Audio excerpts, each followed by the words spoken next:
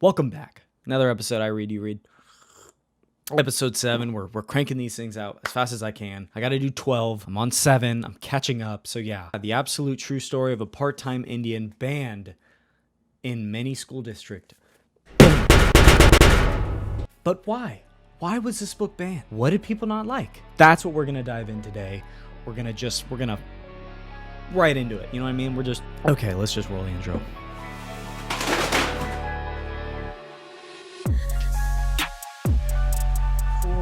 Cool. Okay. Why was this book banned? I kind of knew why it was banned, but I didn't know why, right? I wanted to know why. If I didn't know the why, then I don't know the how, and I don't know the who. 90% of the time, I have no idea what the fuck I'm talking about. The absolute true story of a part-time Indian is a coming-of-age novel, and it's good. It is good. It's satirical. It's comical, and it's a tragedy in some parts. It's probably just a story that makes you just feel sorry for people, and definitely for this kid. And it's a character that I think people can relate to, and this is big in the high school 12 to 18 category, and I think people can relate to this book. Like I said, I got a bone to pick with parents, because if you think that this book should be banned, then you probably have a tough time having conversations with people who differ from your opinion. You're probably one of those people who don't want to hear whatever kind of goes against your own beliefs. And you might be a Karen. Because you don't know bullying etiquette. Go ahead and show them. You don't know bullying etiquette. Again, I don't know if I'm going to butcher this author's name, but I'm going to do the best I can. So with that being said, written by Sherman Alexie, this book recounts the hardships and misfortunes of growing up as an Indian on a reservation in the desolate part of nowhere America. Narrated from the perspective of a preteen named Junior, this book sets out to outline what it means to grow up with the world on your back. Born with complications to his mental and physical well-being, Junior's life has never been easy. When he realizes his culture, his family, and his way of life have all given up, he decides to do the one thing no Indian has ever dared to do. He leaves his tribe, attends a school off the reservation, and starts on a new path of redemption in the name of hope. The characters he meets along the way are less than hostile, and Junior learns quickly that momentary hardships are not lasting struggles, but signs for change. Junior's adventures through high school are much like our own.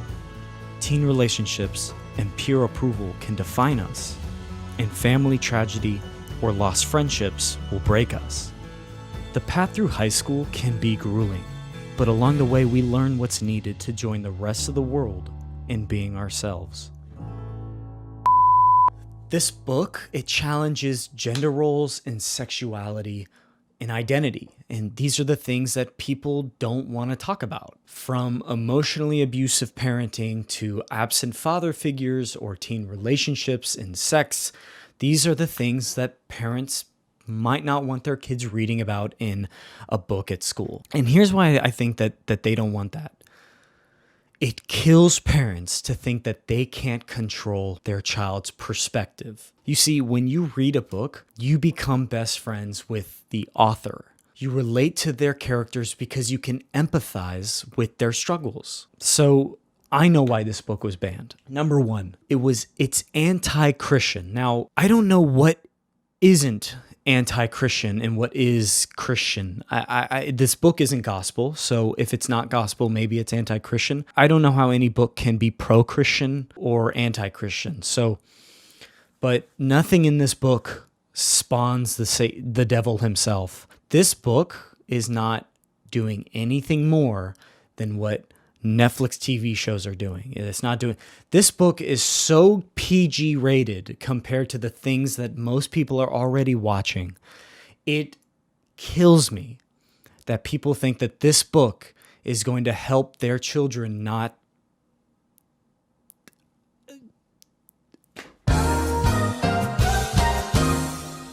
This book does not deserve to be banned. This book is just perspective. This book is just a diary of a kid who's growing up and life is hitting him one after another, getting him down. I mean, it's a sad story.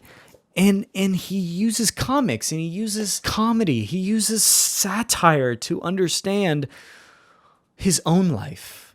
I'm literally sweating right now.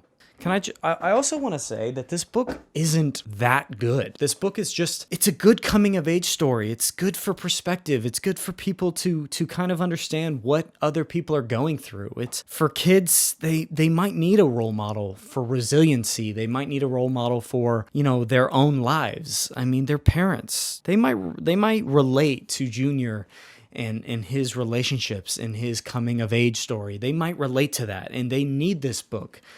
Why take that away from them? I mean, but for those of you who want to read a good book, I wouldn't put this on that reading list. I mean, it's just an interesting book, but it's not one that I think you have to read.